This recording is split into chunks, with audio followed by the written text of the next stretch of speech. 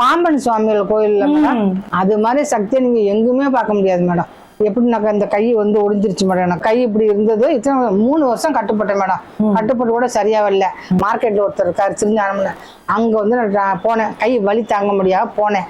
அப்போ ஒரு அம்மா சொன்னாங்க, நீ வந்து பாம்பன் சாமியார் ஆசிரமத்துல முருகர் இருக்காரு, அவருக்கு வந்து வேல் வாங்கி வைக்கிறேன்னு, வெள்ளியில வேல் வாங்கி வைக்கிறேன்னு சொல்லி வேண்டிக்கோ.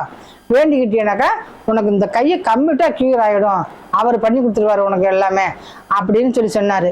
முருகரே வந்து பாம்பன் சாமியால எலும்பை சேர்த்து வச்சாரு, இவரு உன் கையை சேர்த்து வைப்பாருன்னு சொல்லி அப்படி சொன்னாங்க.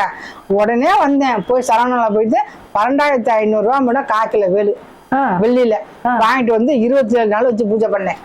பூஜை பண்ணிட்டு கொண்டு போட்டு அங்கிருந்து வந்து நைட்டு அங்க தங்கிட்டு மறுநாள் படுத்திருந்தேன். இதே கட்டில இந்த இடத்துல எங்க அக்காவும் அவரும் வந்து கையை அப்படியே வலிச்சு கொண்டு வர்றாங்க மேடம். அப்படி இருந்த கையை இப்படி வந்துருச்சு மேடம் மறுநாள்லயே.